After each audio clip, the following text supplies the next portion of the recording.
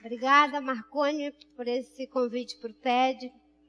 E eu quero iniciar essa participação falando 3 coisas.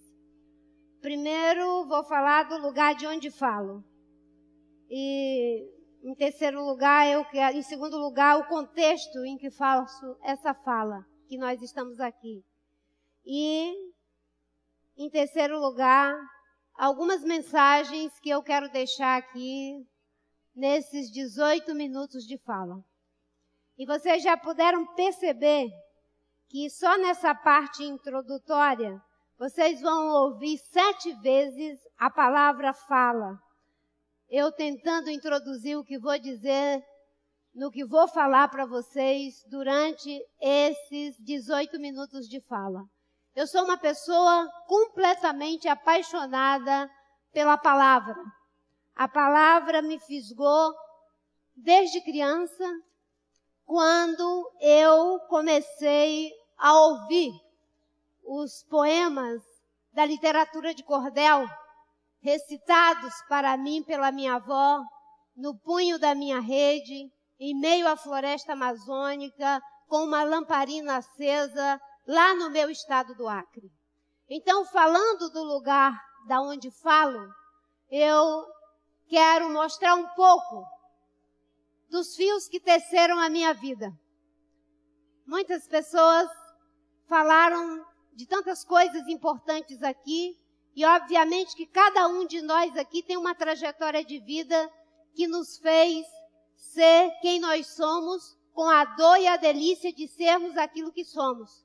Então, eu não sou diferente, não é, nessa trajetória tecida por cada fio que eu considero os mais importantes, que simbolicamente eu os coloquei aqui. Essa ideia de ser apaixonada pela palavra, como eu disse, começou lá no Seringal Bagaço, na colocação Breu Velho, quando a minha avó, uma nordestina muito inteligente, aprendia, decorava em 2 vezes que ouvia ler, porque ela era analfabeta, um folheto inteiro de literatura de cordel. E um deles chamava-se A Cantoria, lá na Feira de Santana, de Inácio da Catingueira, com o letrado Inácio da Cidade Grande. E a minha avó começava a recitar para mim aquilo que o apresentador dos cantadores fazia antes deles começarem a cantoria. Era mais ou menos assim, que eu acho que tem tudo a ver com o que a gente está vivendo um pouco aqui nesse TED. Hoje aqui tem que se ver relâmpago de caracol, os nevoeiros parar, dar eclipse no sol, as águas do mar secar e eu pescar a baleia de anzol. Eu ouvia isso desde pequenininha e me encantava, porque eu pensava, meu Deus, só porque 2 pessoas vão começar uma cantoria, todos esses fenômenos cósmicos acontecem. E isso era a força da palavra, o poder transformador do verbo que entrava em ação naquele momento de cantoria. A minha vida foi acalentada e estimulada em uma situação em que eu considero muito difícil. Mas eu concordo com o Jean Paul Sartre, que ele diz que nós não somos o resultado e o produto daquilo que o passado fez com a gente. Nós somos o resultado e o produto daquilo que nós fazemos com o nosso passado. Se nós formos capazes de fazer coisas boas com o passado que temos, seja ele pessoal, social ou civilizatório, com certeza nós poderemos fazer grandes transformações, coisas muito boas com o passado, mesmo quando ele é difícil. Se eu fosse o resultado e o produto do que o passado fez comigo, nem estaria aqui. Até os 16 anos, analfabeta, 5 malárias, 3 hepatites, uma leishmaniose, uma situação muito difícil de um regime de semi-escravidão nos seringais da Amazônia. O passado não nos obriga a ser produto do que ele faz com a gente, Nós é que temos que aprender a fazer algo bom com esse passado. Eu nasci numa unidade de serviço, numa colocação de seringa, isolada dentro da floresta, a 1 hora de distância da casa mais próxima. Meu pai era um nordestino que sabia escrever e fazer contas. Os sábados e domingos, ele se dedicava a ensinar as pessoas a como não ser enganado pelos patrões no preço da borracha. Minha mãe era a melhor costureira, fazia da mortalha a roupa de casamento. E ela fazia tudo isso de graça. Minha avó era uma parteira que andava horas e horas de distância, de chuva na chuva ou no sol, à noite ou durante o dia, para fazer um parto de toda aquela redondeza. Meu tio xamã era o maior mateiro de toda aquela região. Era capaz de identificar uma pessoa perdida na floresta só ouvindo e sentindo o barulho dos ventos. Era também o curandeiro da região, consertava as espingardas, ferreiro, cesteiro e fazia um pouco de cerâmica. Aprendi muitas coisas com eles. Tudo isso eles faziam de graça. Isso foi a minha infância e a minha adolescência. Depois, na juventude, eu conheci o Chico Mendes, que aprendi com ele a fazer essas coisas aí. O empate para não deixar destruir a floresta amazônica desde 1979, quando começou essa luta.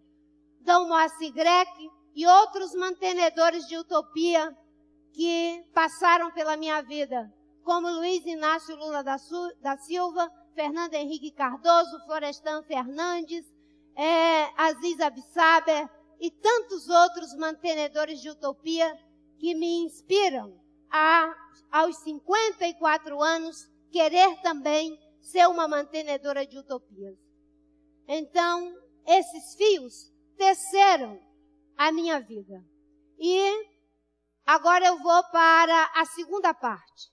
O momento em que essas vidas todas tecidas aqui no Rio de Janeiro, depois de 20 anos da Eco 92, estão aqui discutindo o futuro do Brasil, o futuro do planeta.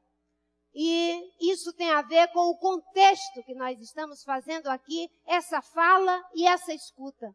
O contexto que nós estamos vivendo é um contexto de crise, de uma crise que se caracteriza por múltiplas crises.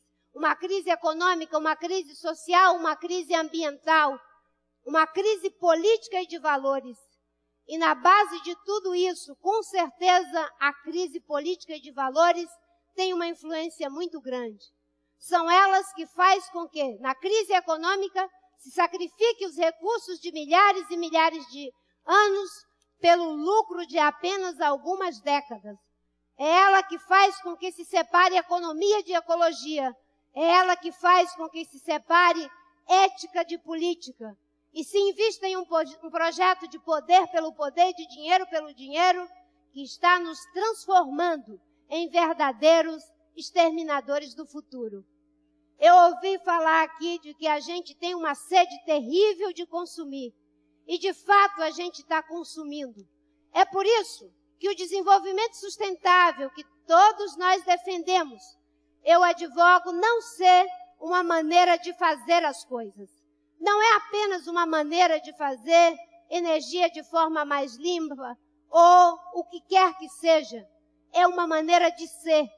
Se nós tivermos outra atitude diante da vida, valorizando muito mais o ser do que o fazer, o ter e o parecer, porque o pior de tudo nós já estamos vivendo.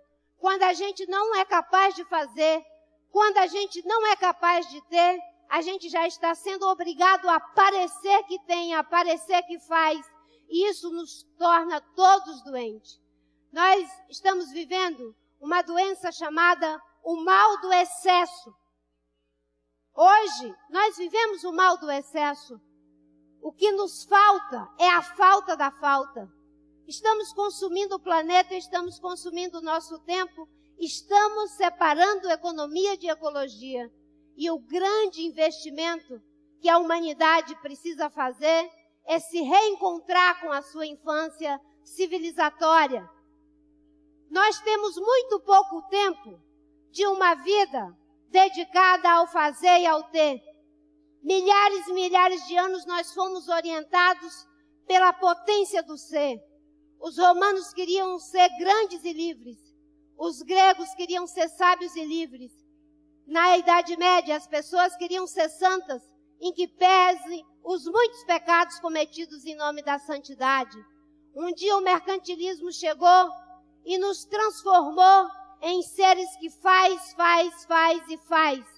E o ser filósofo virou fazer ciência, o ser cientista virou fazer ciência, o ser artesão virou fazer artefato, e para encurtar a história, nós chegamos aqui no século 21, e no nosso país, a relação amorosa entre duas pessoas virou fazer amor.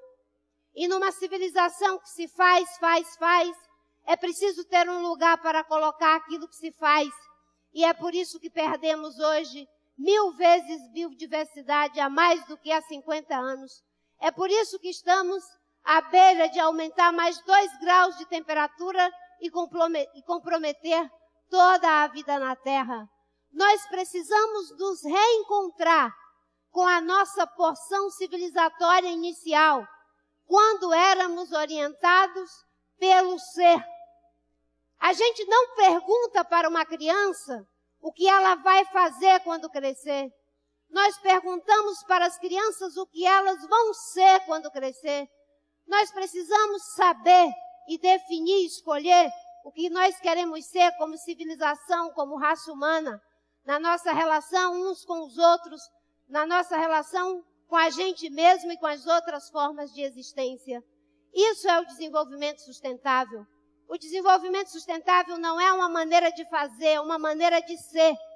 O ser sustentável do século 21 terá que sê-lo do ponto de vista econômico, social, ambiental, cultural, político, ético e até mesmo estético. Há uma dimensão da sustentabilidade estética que precisa ser respeitada. O desenvolvimento sustentável é usar com sabedoria os recursos de milhares de anos para não sacrificá-los em nome do lucro de apenas algumas décadas. E que bom que nós estamos aqui fazendo essa discussão, porque eu sinto cada vez mais que diante dessa crise econômica, social, ambiental, política e de valores, nós não temos que nos perguntar se estamos otimistas ou pessimistas. Nós temos que ser persistentes. E a nossa persistência vem da onde? A nossa persistência vem da capacidade incrível que o ser humano tem de acreditar criando. Não é acreditar de forma ingênua. Não é uma credulidade ingênua que acha que as coisas vão acontecer como em pensamento mágico. É a nossa capacidade de acreditar criando hoje o futuro que nós queremos. E o futuro que nós queremos inclui fazer algo com esse passado que nós temos. O passado nos fez lutar para romper os limites da natureza, que nos impedia de produzir mais para ter alimento, de ter abrigos, de cuidar melhor da saúde, de viver mais.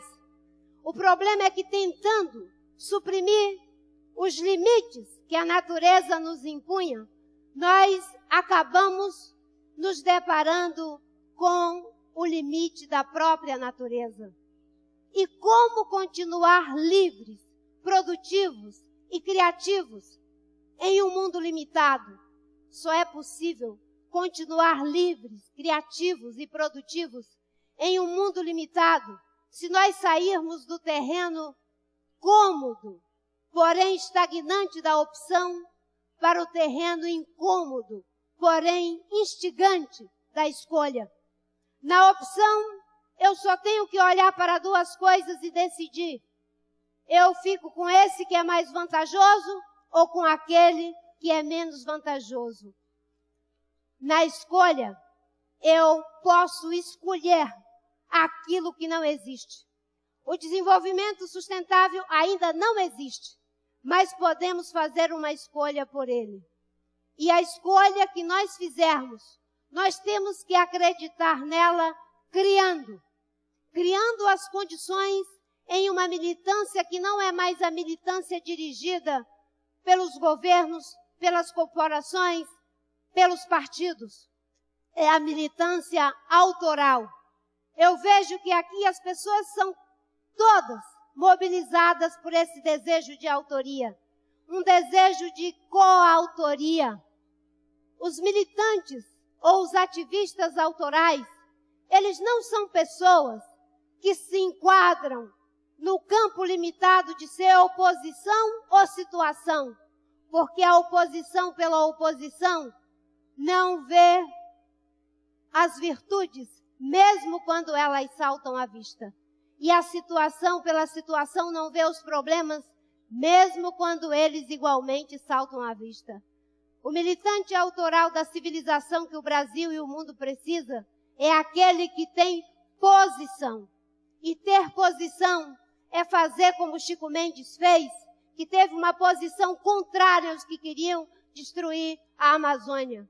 É ter uma posição contrária àqueles que querem continuar com a energia fóssil que destrói o planeta, e uma posição favorável aos que protegem a floresta, aos que mudam o nosso modelo energético, os que produzem mais, utilizando cada vez menos recursos naturais. É se dispor a dividir a autoria, a realização, o reconhecimento daquilo que fazemos em uma união, que não é a união ingênua, de que somos bonzinhos e que por isso fazemos assim. Fazemos assim porque precisamos uns dos outros. Para isso teremos que aprender a nos colocar na posição de ser líderes multicêntricos para processos multicêntricos. Não querer ser o líder de tudo e ainda querer ser o líder do resto. De nos colocarmos na posição do arco e da flecha. De nos colocarmos na posição de uma hora empurrar e outra ser empurrado.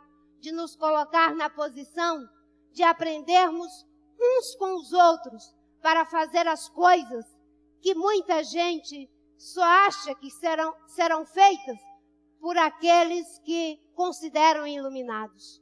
Eu quero encerrar dizendo uma pequena história de um desses fios. Eu tinha 19 anos de idade. Um grande empate acontecendo no Seringal Catuaba e Livramento, aonde os jagunços queriam, na década de 70, eliminar os seringueiros. A Comissão Pastoral da Terra mandou a mim e uma outra menina de 17 anos, numa pequena canoa, abastecer os seringueiros que os jagunços não deixavam receber a comida. Nós fomos para aquela situação, passávamos todo dia com os alimentos e ninguém nos impedia de passar.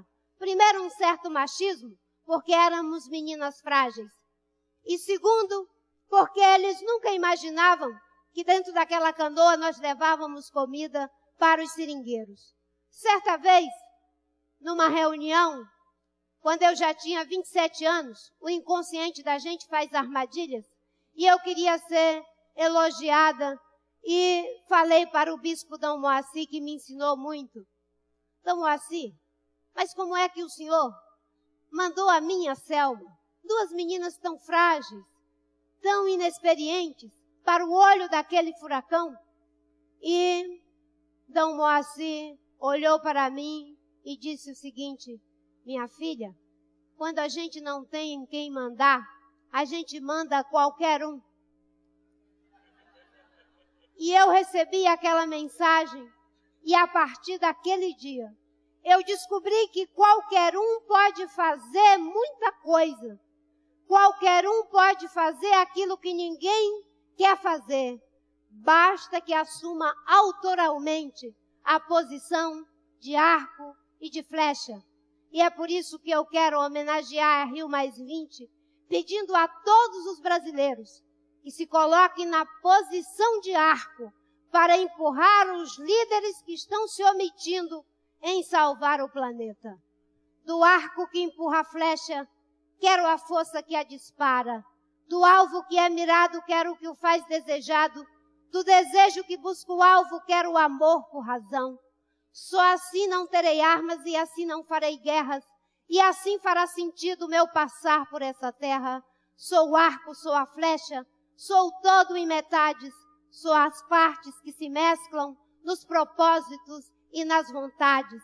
Sou o arco por primeiro, sou a flecha por segundo. Sou a flecha por primeiro, sou o arco por segundo. Buscai o melhor de mim e terás o melhor de mim.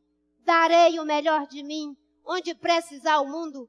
O mundo precisa de qualquer um na posição de arco para que a gente possa fazer o desenvolvimento sustentável no Brasil e aonde quer que possamos nos colocar na posição de arco para empurrar esse novo desafio.